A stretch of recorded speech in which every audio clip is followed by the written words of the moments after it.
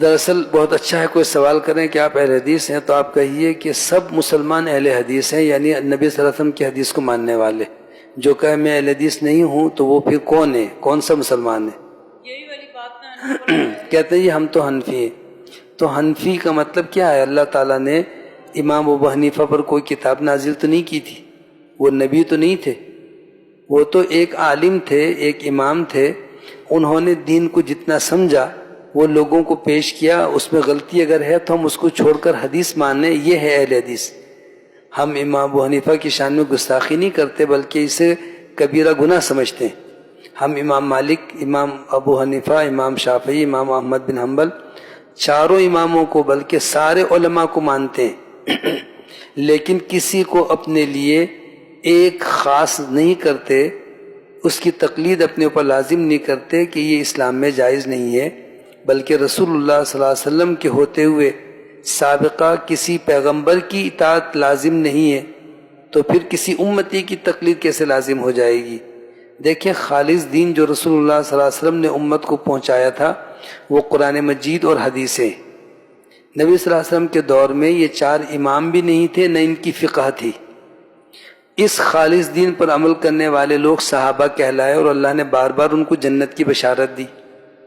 اس وقت نہ امام ابو حنیفہ تھے کہ ان کی پیدائش تو سن 80 ہجری میں، امام شافعی 150 ہجری میں پیدا ہوئے، اسی طرح امام احمد بن حنبل اور امام مالک وغیرہ، تو یہ سب دوسری صدی ہجری کے بعد ان کا دنیا میں وجود آیا۔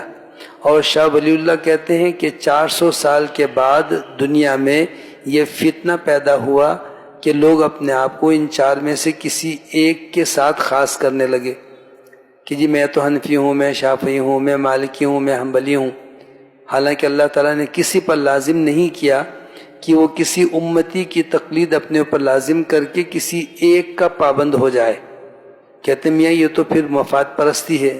مفاد پرستی نہیں ہے، بلکہ آپ بیمار ہوں، ڈاکٹر کے پاس جائیں اور کہیں میں تو بس ایک ڈاکٹر پر ایمان لایا، بس اب چاہے مر جاؤں بس اسی کی دوائی لوں گا، تب تو آپ تھوڑے دن میں اکتا جاتے ہیں۔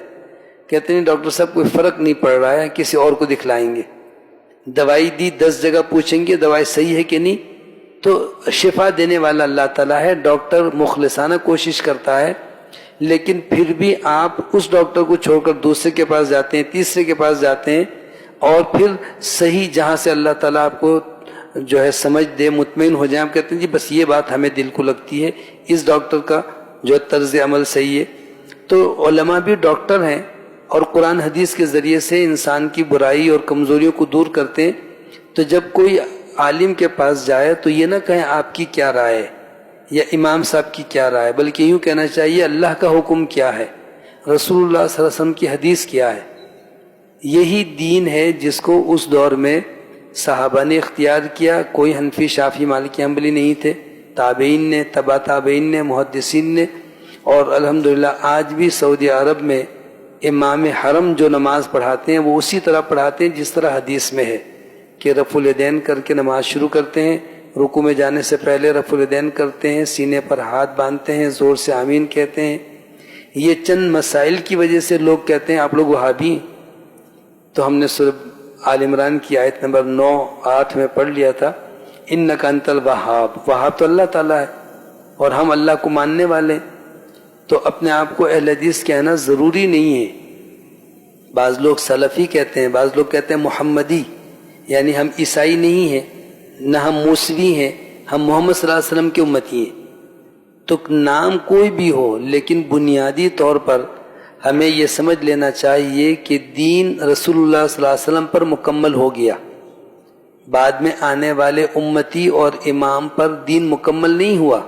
ہاں انہوں نے یقیناً اجتہاد کیا، امت کی رہنمائی کی، جو باتیں اچھی ہیں قرآن حدیث سے ٹکرا نہیں رہی ہیں سر آنکھوں پر ہم مانتے ہیں، اور جو بات انہوں نے بتائی اور قرآن و حدیث سے ان کی وہ بات موافقت نہیں رکھتی، مناسبت نہیں رکھتی، وہ بات چھوڑ دینا اور نبی صلی اللہ علیہ وسلم کی حدیث کو تھامنا اصل دین ہے۔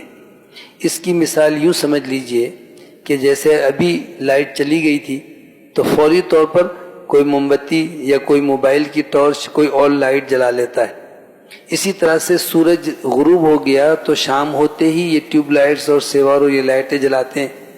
کیوں؟ تاکہ اندھیرے کو دور کیا جائے، روشنی حاصل کی جائے. لیکن صبح جب سورج طلوع ہو جائے تو ہم کہیں کہ یہ تو بے وفائی ہوگی کہ رات کے اندھیرے میں اس ٹیوب لائٹ نے روشنی دی تھی، ہم تو اسی کی روشنی سے فائدہ اٹھائیں گے، ہمیں سورج نہیں چاہیے. تو لوگ کہیں گے یہ تو بڑی حماقت ہے، اصل روشنی تو سورج کی ہے، یہ تو وقتی طور پر گزارے کے لیے جب روشنی نہیں ہے تو. اسی طرح سے اصل دین رسول اللہ صلی اللہ علیہ وسلم کا ہے، جن کو اللہ تعالیٰ نے سراجم منیرہ کہا کہ آپ روشن چراغ ہیں. سورج کو بھی سراج کہا، سراجم وہاجا، اور نبی صلی اللہ علیہ وسلم کو بھی اللہ تعالیٰ نے کہا سراجم منیرہ، بڑے چمکتے ہوئے روشن سورج کے مانند ہیں آپ. تو آپ کی حدیث نہ پہنچنے کی صورت میں جب لوگوں نے ان ائمہ سے کوئی مسئلہ پوچھا تو انہوں نے اپنے علم کے مطابق بتایا کہ بھئی ایسا کر لو ایسا کر لو، یعنی انہوں نے تھوڑا سا چراغ جلایا، موم بتی جلا دی، فانوس روشن کی، تو اسی روشنی آپ کو دے دی کہ آپ راستہ چلو اور اپنا جو ہے کام گزر ہو جائے. لیکن اسی درمیان صبح ہو گئی تو اب آپ کہو میں تو یہ ٹارچ نہیں چھوڑوں گا، میں تو اس امام کی اقتداء کروں گا بس. تو یہ زیادتی ہے. اسی چیز کو چھوڑنا عین دین ہے جو کہ رسول اللہ صلی اللہ علیہ وسلم نے ہمیں عطا کیا ہے.